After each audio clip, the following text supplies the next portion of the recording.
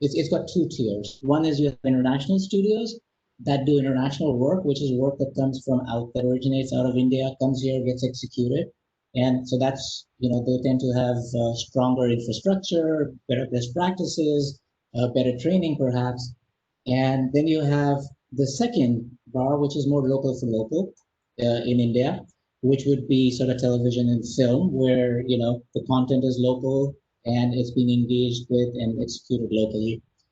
And I think there's a difference there in terms of sort of the quality. And I think that's where we are sort of operating as well. And we are really pushing the bar. So in order to kind of do and mitigate some of these things, we have a very strong visual effects team on the ground as part of our production portfolio who do due diligence in making sure that shows are planned right, they are budgeted accurately, and all the right people are associated with it so that we can give enough time and have enough money behind these projects to be able to elevate the quality. Because in the second tier that I was defining, I think the ecosystem itself needs to evolve further, and it's sort of being held back by, it's just been the practices of culturally how the industry has evolved, where price over quality has sort of been there. I'm not sure if the other panelists agree with me.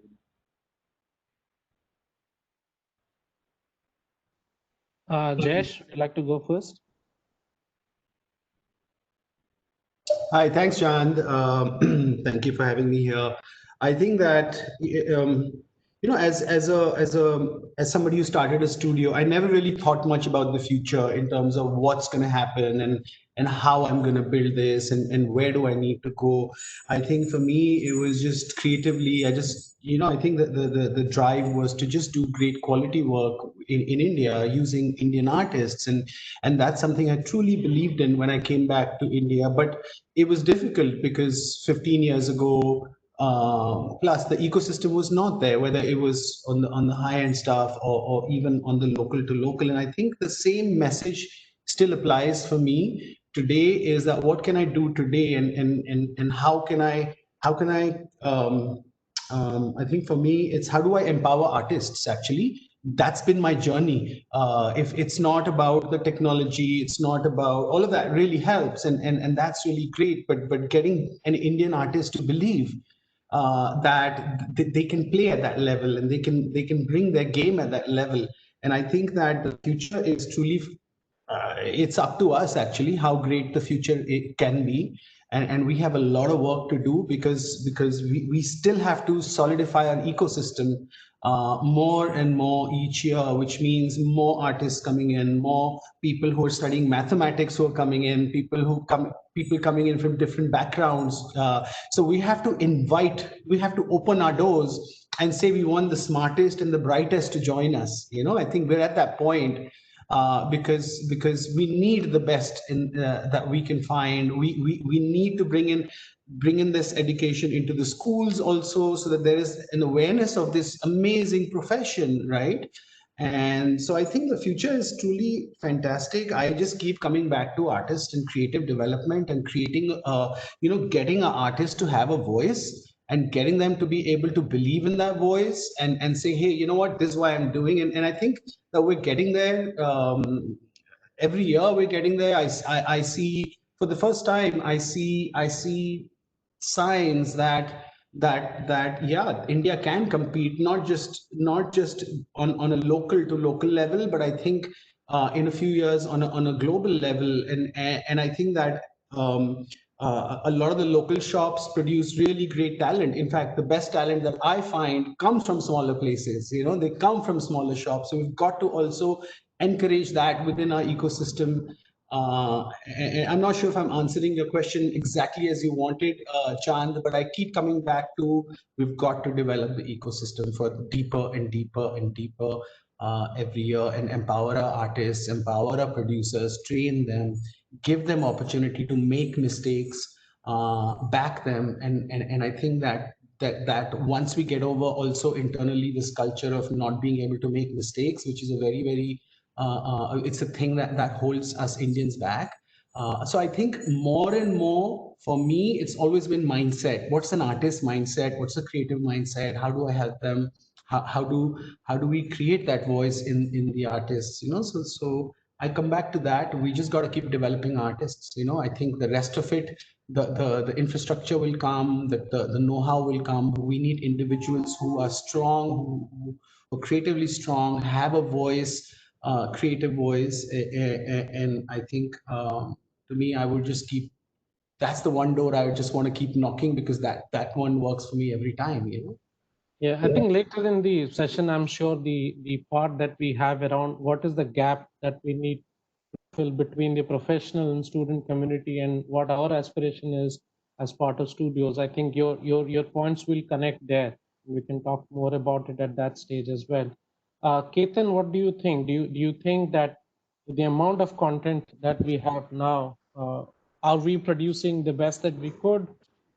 How far further do you think we can go?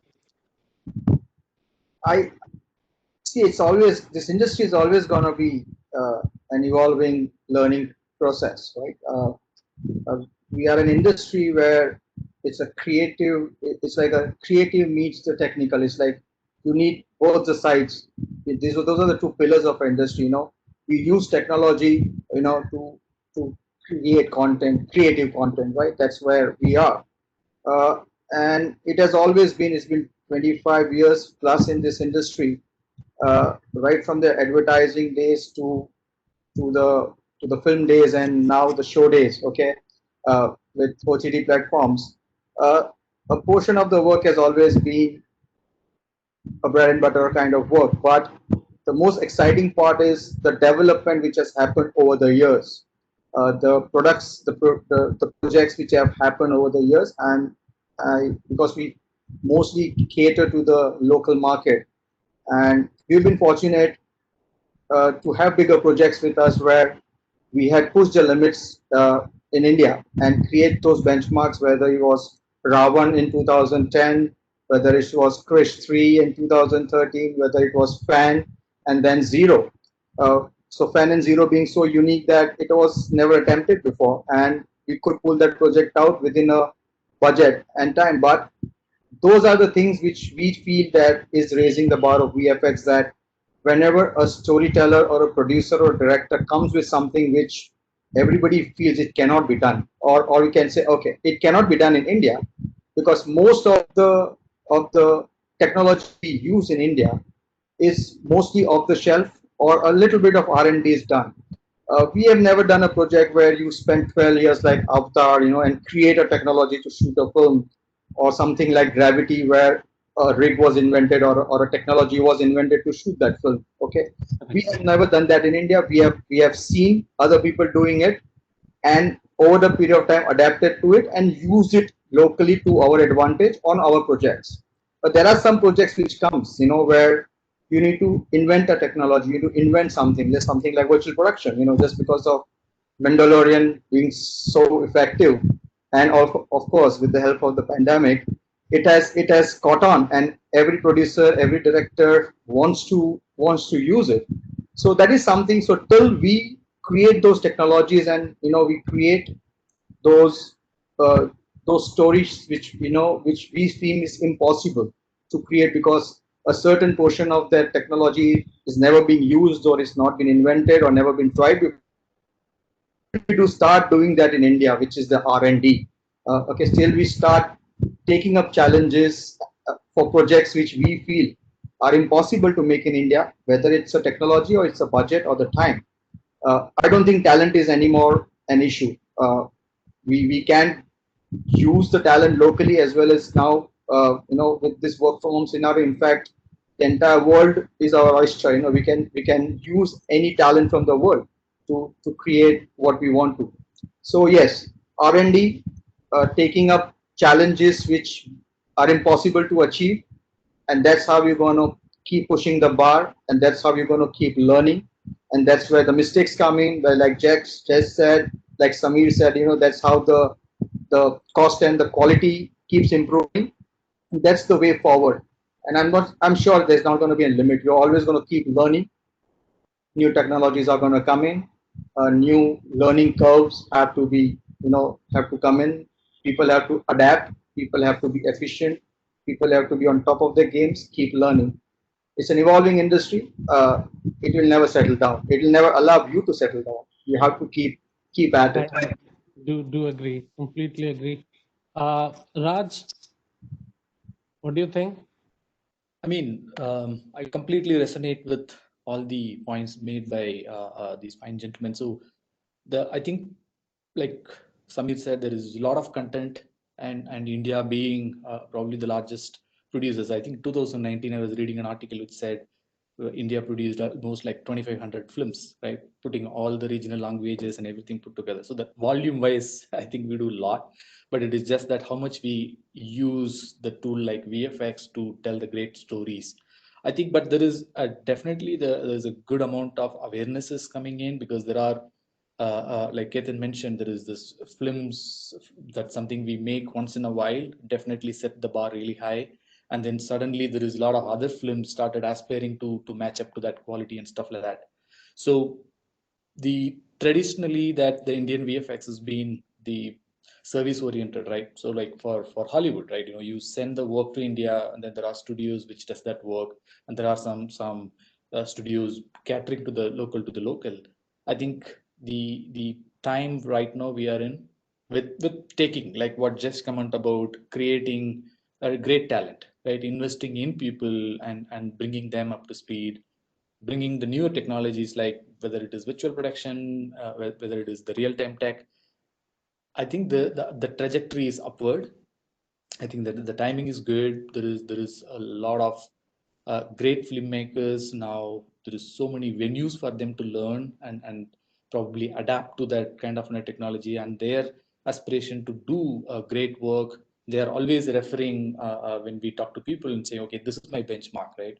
So people have a huge aspiration from international standards. I think there is I think the timing is correct. I think we as a country heading in the right direction. Viral, do you think that benchmark has gone up from your clients, from the people that you had worked with? You have worked on a range of really indie films to large films as well. So you have been there as an indie VFX team, and now part of Redefine as a larger group as well. You see the benchmark is being pushed. Are the clients more pushy and demanding as compared to how it was before? Yeah, I mean, like I agree with all the gentlemen on the panel. I mean, it's ever changing. And as far as the pushing the benchmark and pushing the boundaries is concerned, we're all doing that. I mean, that's because we've all been around in the last 20 years, and the intent is for us to bring about change as far as the visual effects scene in the country is concerned, and that's always the intent, to keep pushing. I've been a part of, like you rightly said, I've been a part of a lot of local work in the last 20 years, right from the commercial days to supervising a lot of Bollywood shows, with prominent directors, with young directors. I've been fortunate to spend some quality time with a lot of these directors. So to answer your question, I mean, as far as pushing the boundaries is concerned, yes, I mean, we are all aware of what content we see nowadays, especially in the lockdown days. Everybody's kind of been aware of some great content on all the OTT platforms, and I think even as far as from I'll probably just talk for a few minutes from the filmmakers' point of view. So there is a certain mix of filmmakers as far as pushing the boundaries is concerned from the VFX point of view. So, so like Mr. Rajkumar Hirani, I've supervised films for him, and he's one of the greatest filmmakers, and he's been so open to accepting visual effects as a because I worked with him on his first film, which is PK, and at that point of time he wasn't really comfortable, but moving forward, as we had more of those meetings, he started opening up, and his comfort level started building up as far as visual effects is concerned. So gradually it's all going there. It's all getting there. There's a certain upward trend as far as filmmakers being constantly pushing themselves to embrace visual effects as a department, because it was never, taken as in every film, there are departments. So visual effects as a department was never taken seriously a couple of years back, but, I've seen that trend rising, wherein they're all taking the department very seriously and trying to kind of, give us that time. Obviously, there is a certain, lack of understanding sometimes as far as the planning is concerned, and what, what a good project, a good visual effects quality, if you require, that it requires a certain planning, it requires a certain discipline from even the filmmaker's point of view. Now, that's something which is what all of us, I'm sure, are working right now and making them aware, okay, that this is how, if you want to deliver some good quality visual effects work, this is what we need to do, and that's the constant endeavor as far as we at Redefine is concerned, and yeah, and the intent is to kind of keep pushing. Thanks. And you brought one point, and I'm connecting it to my next question, which is more for maybe Samir and Rajiv. There has been a rise in the episodic content, and there seems to be a surge for the amount of content that people watch. And we all know the amount of consumption during the pandemic period with people at home. I'm sure people must have seen tons and hundreds of shows all around. And this poses two challenges, right? I mean, we have a challenge of raising the bar, and we want to do higher quality of studios. There is also a requirement for faster turnarounds of episodes, maybe more shows. The number of shots, like we would have 1,500 shots in a movie. Now we might need to spread it out with 3,000 shots in one series, one complete series. How does one balance? How does a studio balance? And Samir, do you see that as a challenge, or do you see that as an opportunity? I think you're on mute, Samir. So, yeah, Samir, I think you're on mute. Sorry about that. So, no, I see that as an opportunity. It's not only an opportunity in India, it's an opportunity in the entire region, because, there are rich stories to be told, as I was saying. And as we push for scale, which is what we're looking for, it comes down to what I said in terms of making sure that there is a lot of planning that happens across shows, because if people are not prepared enough going into production, we tend to see that there are challenges along production. So, and this is really where the real-time technologies and virtual production workflows will start to intersect and start to have an impact within the ecosystem. Of course, it's not there yet, but as we start to introduce it, we as Netflix, one of the key things that we're sort of trying to do is to achieve scale, we need to drive the industry to develop open and accessible standards. And by this, what I mean is, like at Netflix, we have an MLab, which is a virtual production R&D initiative, where we partner with technology partners like Epic Games to standardize pipelines and battle test emerging tools that can aid in democratizing these workflows. And I think that's the key thing. What we want to do is we believe that we strongly believe in Netflix that virtual production should be accessible to everyone, anywhere, at any budget. And that's kind of what our goal is, because we really want to democratize that for all our productions. Now, the techniques from virtual scouting, location scouting, visualization, performance capture, on-set camera tracking, compositing, interactive lighting onto LED volumes, all of that. We want to sort of try and bring that and make that available to the entire ecosystem. Obviously, the challenge here is education, because that is key and that's pivotal.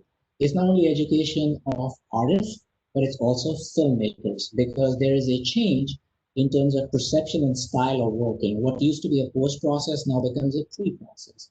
So yeah, so there's a lot of work to be done, but it's very exciting. I've been in this industry a long time, and I think for the first time I find myself where we're standing at the intersection of live action, visual effects, and real-time technology. And what's exciting about it is, real-time technology is really a method for creative problem solving. That's how we see it. And it's, it connects all parts of production. It reduces the blind spots for filmmakers. It helps empower the filmmakers. If you can see things in real time, you can make decisions in real time. And that is really, really important for filmmakers and for adoption of technology.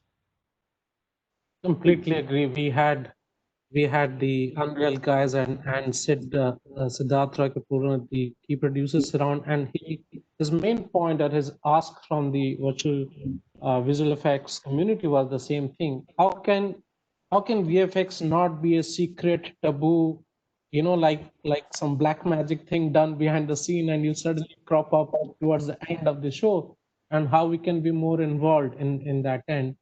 Raj, how does someone like Mr. X, as part of the Technicolor group, working across episodic and films at a both indie as well as a large level, do you think while you were doing episodic projects or film projects, did you see any variance of like priorities, or do you feel that uh, uh, it is now with more demand, do you see episodic as being more challenging, or it's the same as per you? No, absolutely. The primary difference is on the film level. You kind of get the shoots done. You have a kind of a longer schedule, and eventually everything boils down to the last few weeks of the schedule, right? You just add more people, firefight, and then kind of on a deliver. But with episodic is what is fundamentally changed is since that you have certain deliverables which needs to be done in a periodical manner, like you cannot park them till the end, like everything needs to be delivered in a specific timelines. So what that has changed is a better planning, right? So you needed to be a lot more critical about your initial stages of planning, whether it is pre-production, doing a lot more pre-visualizations, and get your post-viz in line with show as early as possible to the clients, and make sure that you are creatively aligned so that there's no surprises for them, which in a typical long format feature film is probably you might have that little bit of a leeway that you can come back and roll it in. But with this very time bound episodic deliveries, that it all boils down to the kind of an investment we do in the earlier stages of it. Again, I completely agree with Samir on the virtual production side of it. Even that is taking even another leap of what do you call collaboration, where you are not surprised, right? Because you are getting to see stuff in real time. So, and that's what you see is what you ultimately get, right? So they are heavily involved. The VFX soups and the virtual production crew is being considered as part of this huge ecosystem of making great movies, right? So you are looking at an asset and wondering how this asset is going to play up with all the life cycle of those computer graphics pipeline, and eventually it would land in the post-production comp world. But now with virtual production, the same asset, you bring it to the game engine, you are looking at with the collaborators and saying, this is how it's going to look, this is how you're going to be, and this is going to be what it's going to captured by the camera and will be delivered. So I think there is a lot more collaboration, creative collaboration, and of course the sense of commitment, right? So filmmaking is not one individual; it is about the group effort. I think these fundamental changes are definitely making people to be more involved. Again, that like ties back to what Jesh was talking about, that we need to groom artists and our talents within that, and then make them believe in the system and saying you are part of a filmmaking process. Every step that what they contribute is about making these great visuals. So um, the the big thing we see it is as a fundamental process. It's all about planning, and it is about how you schedule it, how do you keep up the creative iterations, and setting that expectations in the beginning. But otherwise, as far as the overall picture, the creative nature of it, again, some of those OTTs, the quality expectation is, in fact, sometimes it's higher because you are in a high fidelity, like you are looking at 4Ks and 6Ks, when typically some feature films could be still in 2K. So it is in fact a lot more demanding, is what I would say, because timely deliverables and with high fidelity images and HDR based stuff going up. So it is a lot demanding, but I think there is a huge amount of awareness is getting built. People are getting used to it. It wasn't easy when we started. It wasn't easy because primarily doing films was different, but then I think we are very proud that we've adapted to rather quickly. Thanks, Raj. I think this brings us to the point where we say that there is this demand for this new technology to be worked out, but there is a fear among the filmmakers and even in the panels that were there yesterday and today. Is the technology going to make movie making costlier, or is it going to bring the cost down? Was a curious question that one of them had asked. And do you all agree that India is a price sensitive market, because in the end the business requires for the producer to recoup on the money that is investing in? And one of the VFX soups, like yesterday said, the moment you speak to producer about an script writer talks about an ambitious sequence, then his eyebrows goes up, and he would keep thinking in the back of the mind that where would I end up with in terms of the invoicing? How do you think technology can play the role of a catalyst here? Do you really think that in this price sensitive market that we are in, all the kind of technology that we are speaking about, it's not only about the price, it is also about the collaboration. Do you think the right collaboration and the right planning and the right technology can help keep the cost within the price sensitive market that we are in? I would like to Keitan to start this, because maybe you have a better leeway being part of a producer company where you already have there. Maybe you don't really have to worry about it. We don't know, but it will be good to hear from you. So see, it's basically two sides of the same coin, right? It basically depends how smartly you use it. On one side, it could be, say, the latest hot trend of virtual production. On one side, it could be disruptive on a lot of on a various sides, where most of the two-layer comps or window chromas all are going to go out of the picture as soon as you start using it, and that's going to be a loss of revenue for a lot of studios, because most of the work in India, 80% of the work is basically 2D comp works, cleanups, two-layer comps, background replacement, stuff like that, which may go out of the window if virtual production is implemented successfully. So that's one part of it. Can be a little disruptive as well. On the other hand, it's actually not a new technology. I mean, there was way before VFX was invented, there was something called the back projection. This is called the 2020 version of that. It's interactive. Yeah. It almost gives you almost the environment lighting is already there. There will be a learning curve. It is not a magic wand. Currently there are limitations as to how that can be used, where it can be used, and how much it can be used.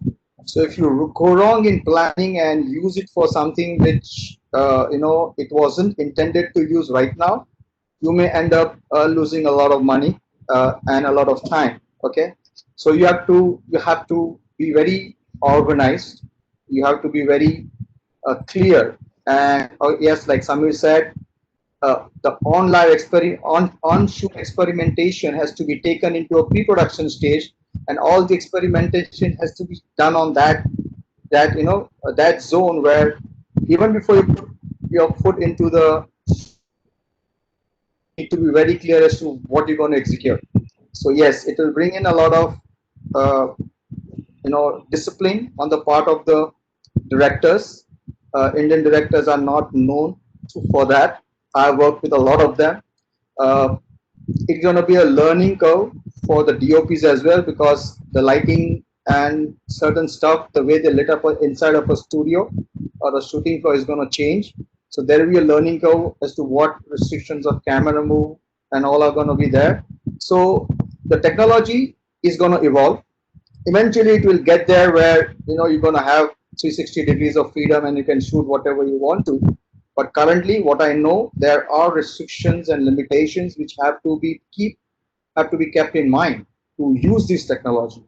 On the plus side, yes, if you're organized, you gonna save on shooting days. Say you're shooting in India, a normal film, a big film would be 40-50 lakhs a day shooting cost. Even if you end up saving 10 days of your shooting schedule, you end up saving a lot of money. However, for the producer, is going to be an offset as to how much money you have saved on a particular schedule by using this technology, and how much are you going to offset to that studio, which is going to make this possible for you or enable it for you. So it is always going to be a catch-22. And like I said, people who have the knowledge and the expertise to understand how this is going to be used are the ones who are going to win the battle. Jesh?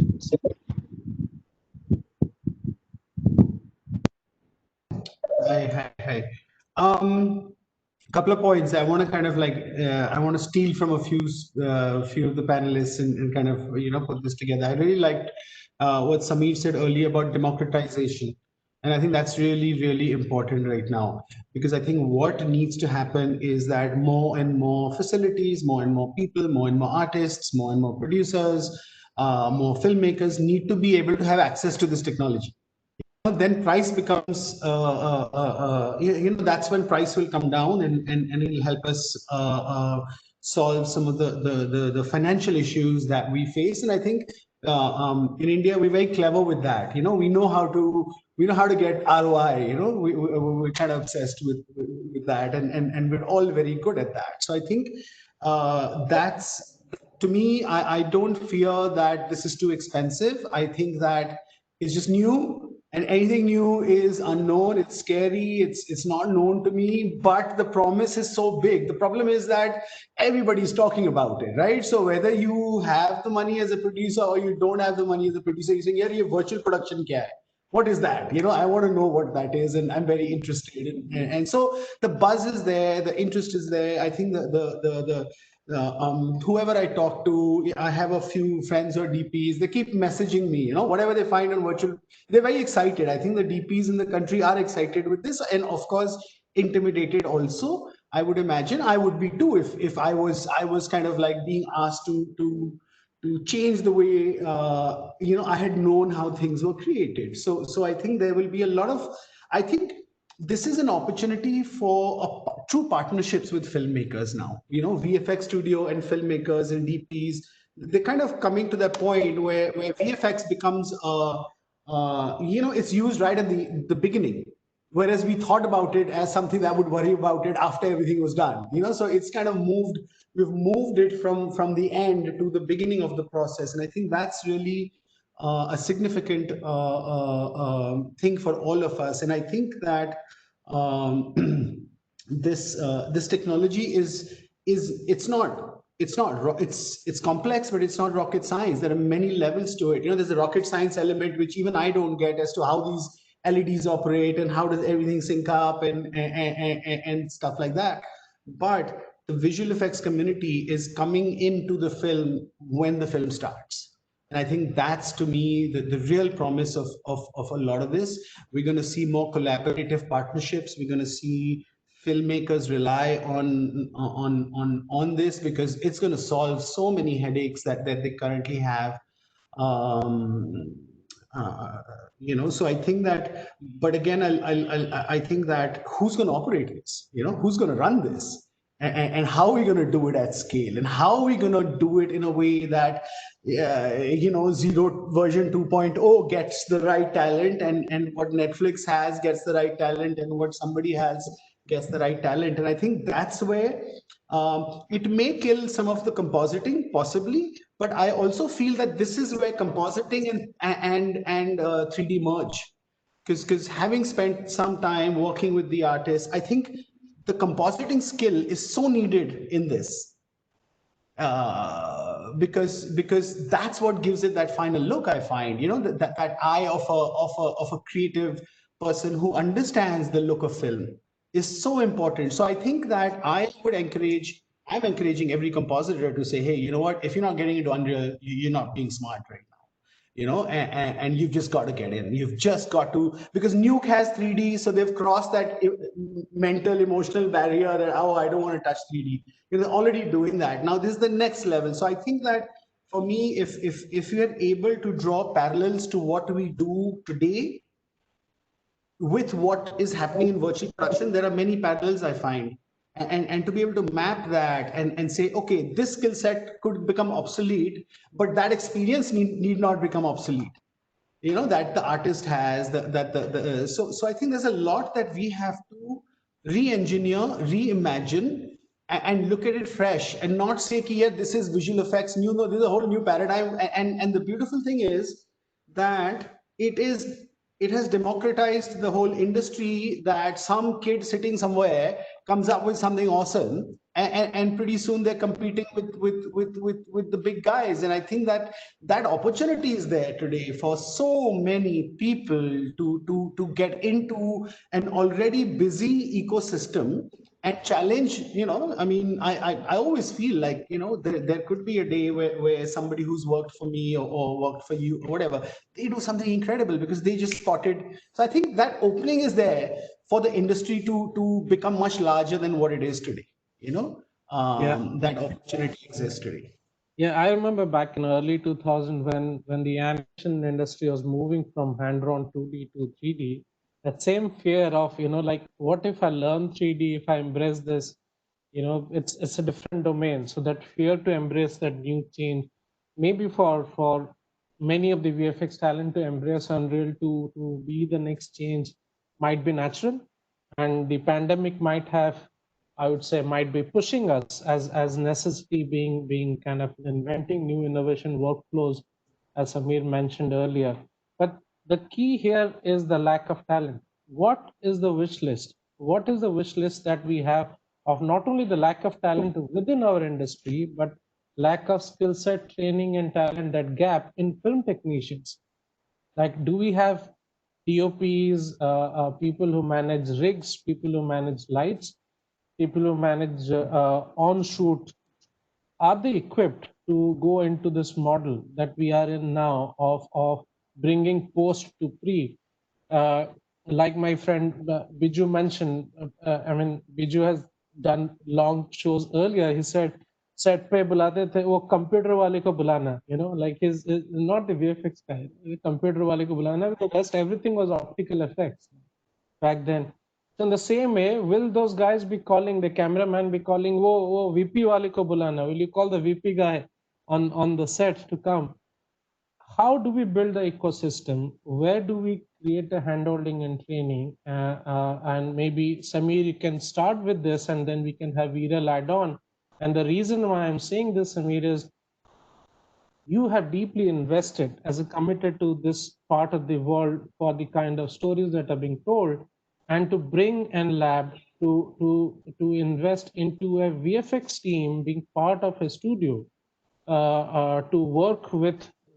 I remember started with post-production departments first, then it was production management, and now a little bit of creative in there. So how do you think, is there effort from your side already towards the film fraternity? And how can that be brought into VFX studios? And then maybe we can hear from Viral also from the VFX studios. Sure. So for us, it's not about us building in-house capabilities. For us, it's all about partnering with the external ecosystem. So whether it's visual effects, studios, and or our production partners who go on to make our shows for us.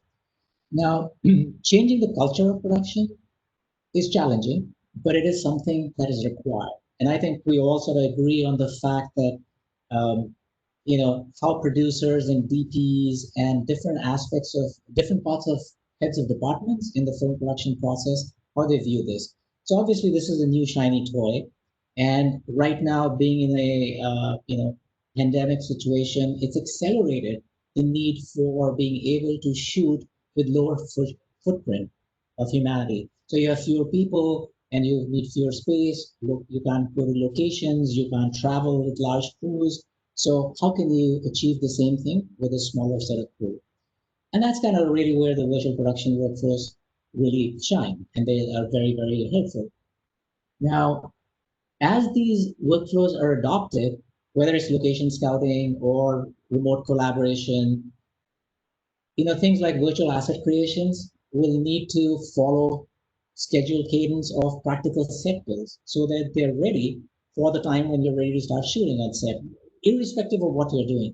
Whether you're going to LEDs or you're doing a simulcam where you're replacing green screen, blue screen content and visualizing on set, that doesn't mean that you're walking away with final shots on set.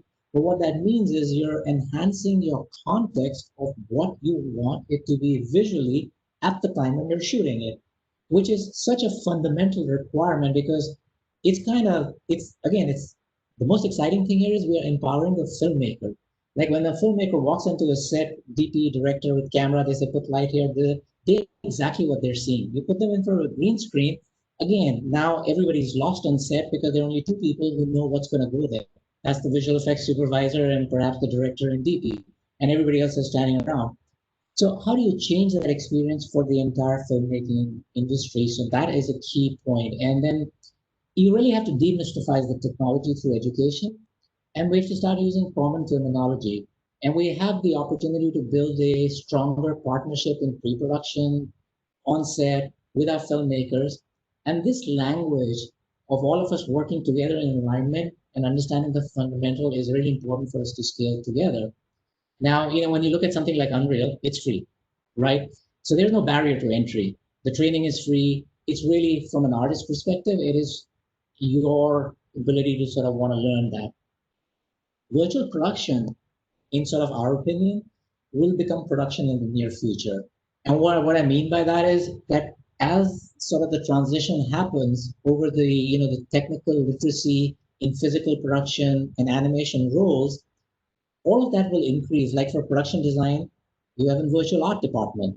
With a virtual art department, the production designer uses the virtual art department to do rapid prototyping of set designs, and explore various things. And you go from paper to 3D concept in 2 or 3 days. You can put a camera there. The DP comes in there and says, okay, I want to emulate the lenses that I'm going to be shooting with. Now you can walk around in that set, whether VR or however you want to do that. What it does is it starts to give you much better context and visibility into things you are going to do before anything has been built and done. And again, it sort of comes back to planning. So, you're probably going to have editorial with real-time editing capabilities. You're going to have camera with virtual cinematography, location scanning, virtual location scouting. So it's kind of like sets that blend physical landscapes into immersive LEDs.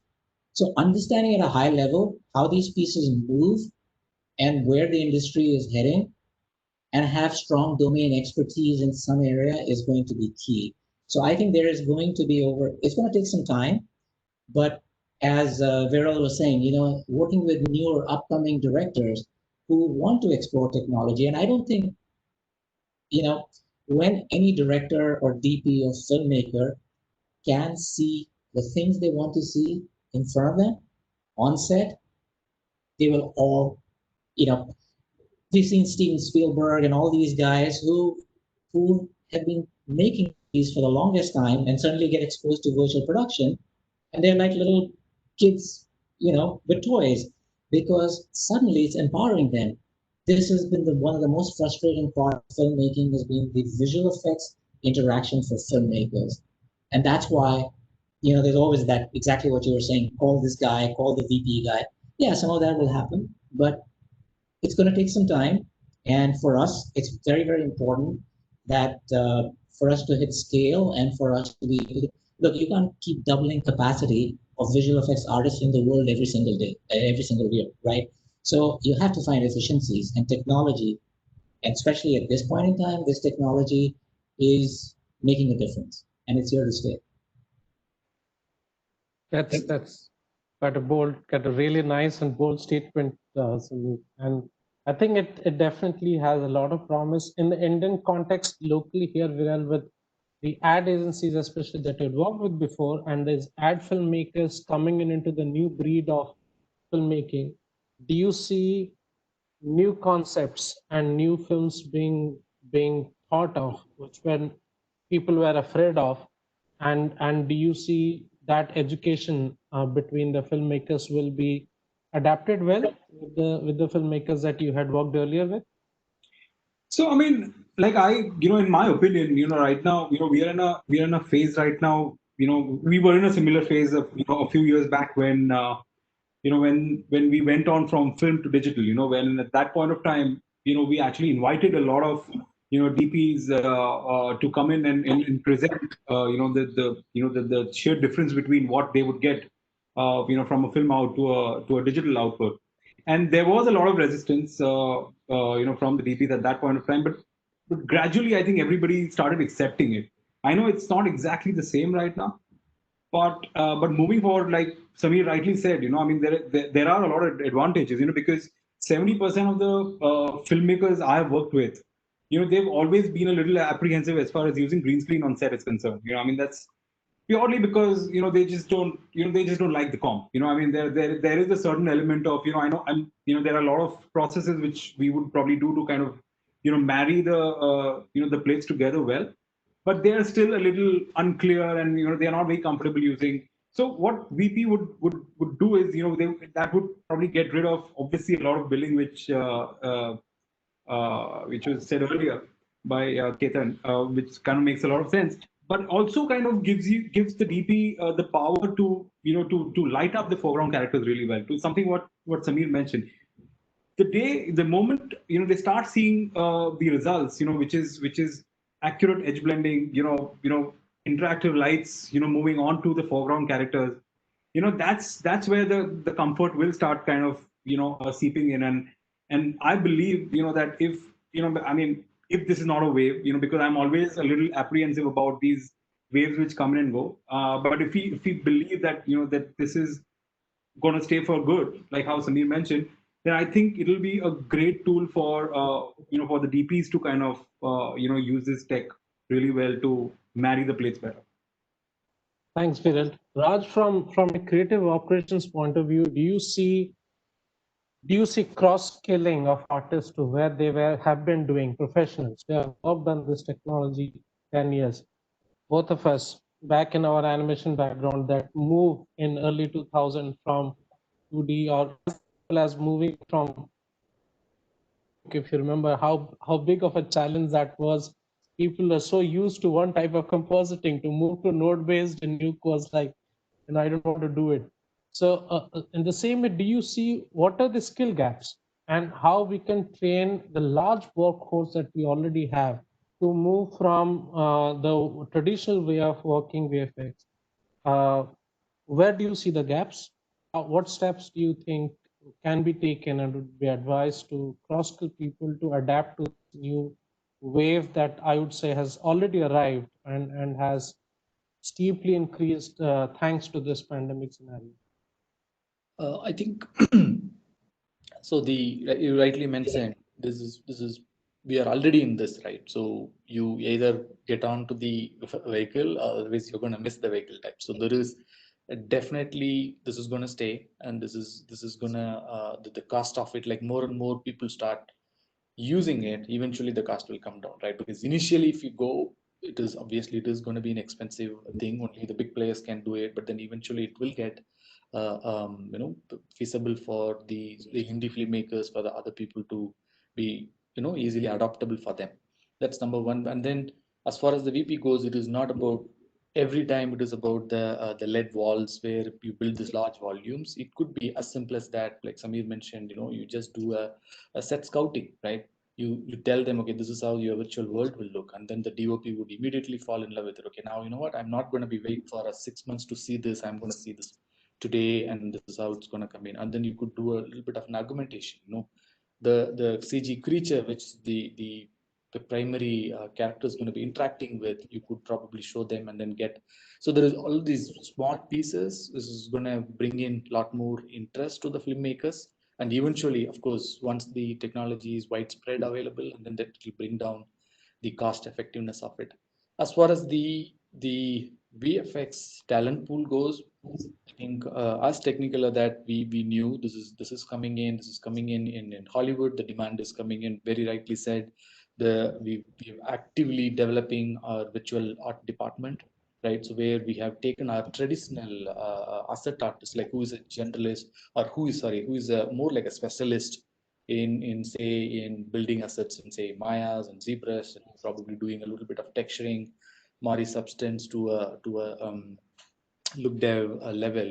So now where they were highly specialized people, like they've been compartmentalized, especially in the largest studios like us, where we have large amount of people trying to do the same thing, but again and again they really become good at it. They become really the master at it.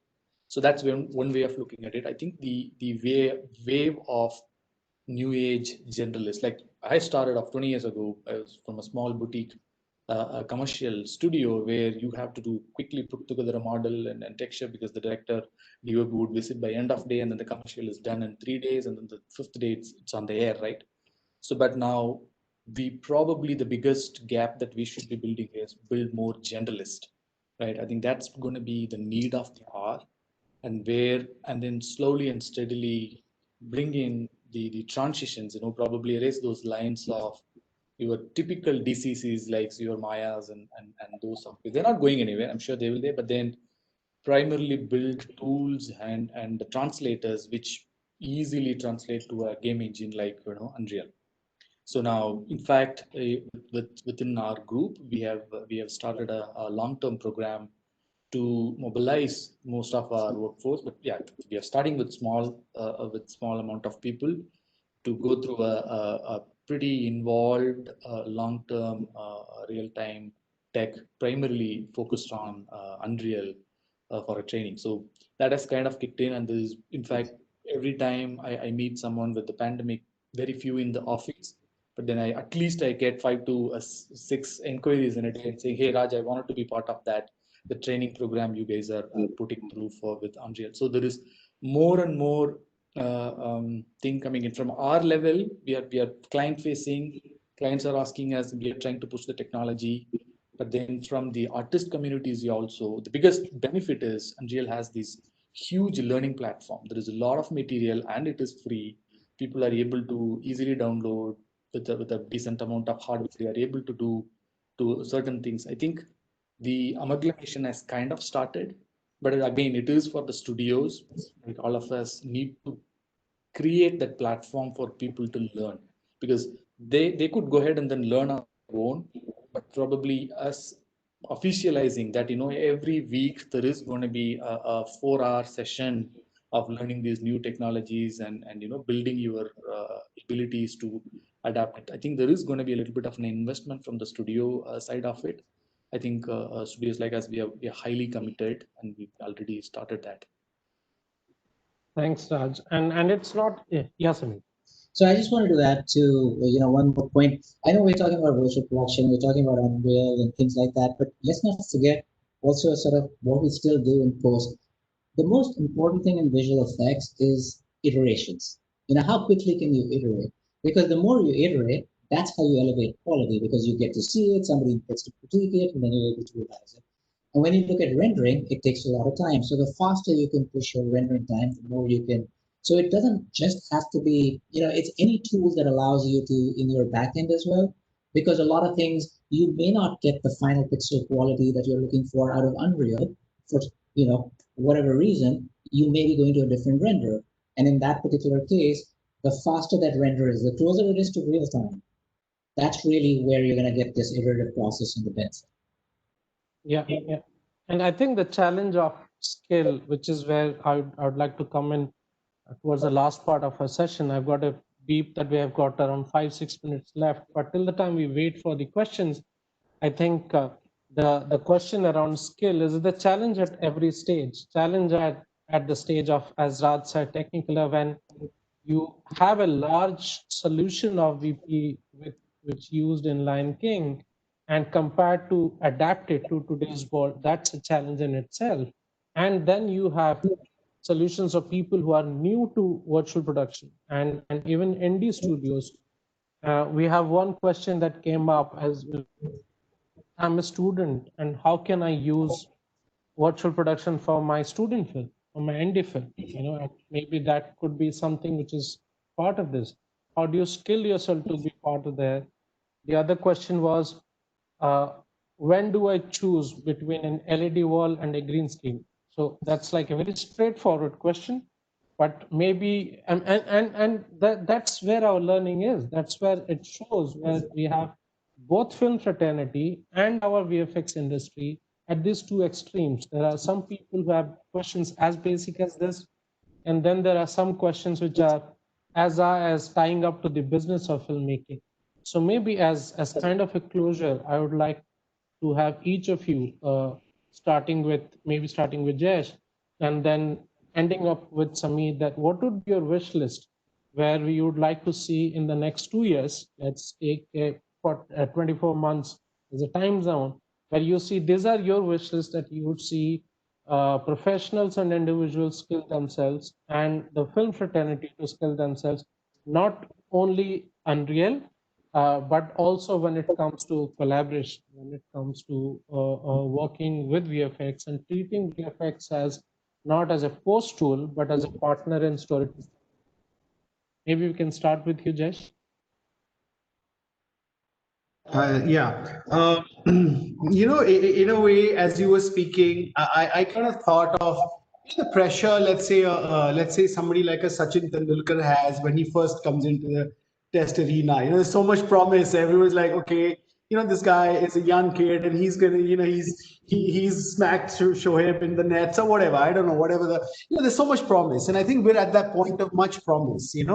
And there's a lot of promise, and now we have to step up to the plate, Chan. We have to step up, and we have to fulfill the expectations actually that the global film community has of India also, because there's so much being looked at here. So I think as a community, as creative people, I think there's a big need for us to come together and realize the common opportunity we all have. I think it's very, very important for us to realize that we're sitting on that. The other thing is that we've got to inspire young people to come into this more and more and more and more. And I think that is, for me, the biggest thing that we can do is inspire our internal artists, because a lot of them are also exhausted because it's tough, and so we've got to inspire our current workforce, and we've got to inspire smart, very, very smart, passionate people to join this industry, because once you have passion, then they're not going to worry about learning a software. When you go as a job, when we apply for this as a job, then you're constantly saying, "Acha, isko ye train karana hai. Next week next year I'll train them in this." And then there are some who just dive in. So we want more of that. I think we've got to be able to inspire more people like you to join this industry. Who have really kind of over the years, and they're there. India has so much. So India has so much talent, and I think I would love for us to be able to, in 2 years' time, be a little closer to being a geography that's able to deliver creative visions. If we can begin to deliver creative visions, I think that should be our next goal. That is what I look forward to. Is because technology will come and go, and while virtual production is here to stay, it's still a creative platform. It's a very creative platform. So I think we have to enhance our creativity. We have to believe in our own art forms. We have to teach our own art forms more and more, expose our young people to that. And I think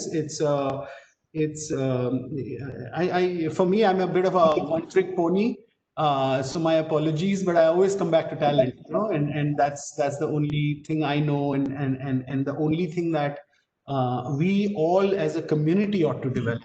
And whoever sent that message, that how do I do this? If I'd be happy if they message me on Facebook, and I can maybe at least guide them to how to do that student film using Unreal. I'd love to help whoever that was, or anybody. So maybe that to me is I think it's time for us to realize that we as one community can actually now alter the face of global VFX.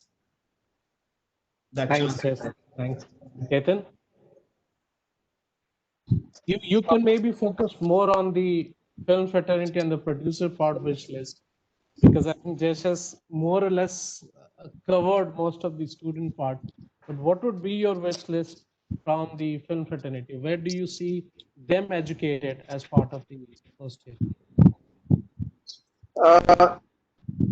See, over the years of my interaction with the directors, DOPs, art directors, and now recently being not that involved in the creative process, the producers. Okay, so I have actually played the whole gamut where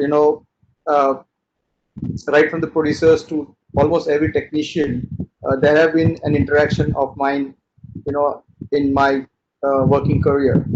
And what I have noticed is that I'm a little practical here. That the moment it's greed, you can call it greed, but the moment all these people are so smart that if they find something which will help them elevate what they are doing or improve what they are doing. So if for a director it could be an amazing scene or a shot, okay, including the action director. Or for an art person, art director, it could be an amazing set which actually looks almost real, where the live set and the virtual set combine, and there's no difference anymore. For of course the producer, that I know it's going to save me money, and it's going to save me time. For the actors as well, that instead of 90 days of my dates, I'm going to finish this project in 60 days. So when they start finding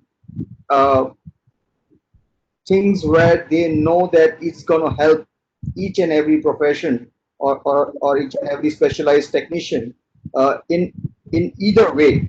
And virtual production for now most probably touches everybody around. It basically touches everybody, maybe except not the sound, but you never know. Now when I see this happening, I have already in the lockdown stage, I have got calls from so many producers. Okay, so I am wanting to do this. Can I plan my shoot, and can this be done? So I have to train, I have to educate them that whatever you've been seeing on the net maybe is half the story. We have to get there. We are getting there. It's going to take some time. It's going to be a learning curve. You're not just going to straight walk onto a set and say, okay, let's start the walls are up, let's start shooting. It's not going to happen. So yeah, the education of these people, the greed is there. The reason is there for all of them to adapt to this new technology. The intent is there for sure now. I, like Vidal pointed out, these are the wave. He's also apprehensive, and as to some extent I may be, that it may fall out of the main production line. Okay, if it is not handled properly. Two projects which doesn't work in virtual production in our industry the news is gonna spread like wildfire, and we do not want people to get discouraged of this. So in 2 years, yes, I want organization, planning to be a very prominent stage of filmmaking. The learning curve for the DOPs, the directors, to be there, to educate them, to inform them as to what are the advantages of this new technology. The third thing is for the actors as well to adapt to this new environment where it's a bright light putting on the face, as a wall in front of them. How do you interact, how do you play with the camera, the expressions and the eye movement. So all those things are something which when this thing starts rolling and the news starts coming in and people get more aware of it, it's going to improve. But going from 0 to 100 straight up is not going to happen. All of us who are going to be party to all this wonderful new technologies which are coming in have to slowly ingest it into them and take it step by step with the promise of educating them on the way and making them understand that it is not something like a magic wand. You're going to move it around and you're going to get the results there. It's going to be a process.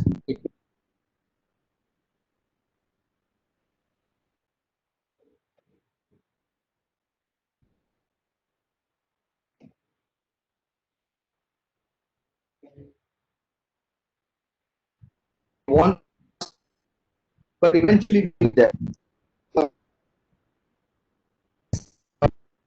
This is what,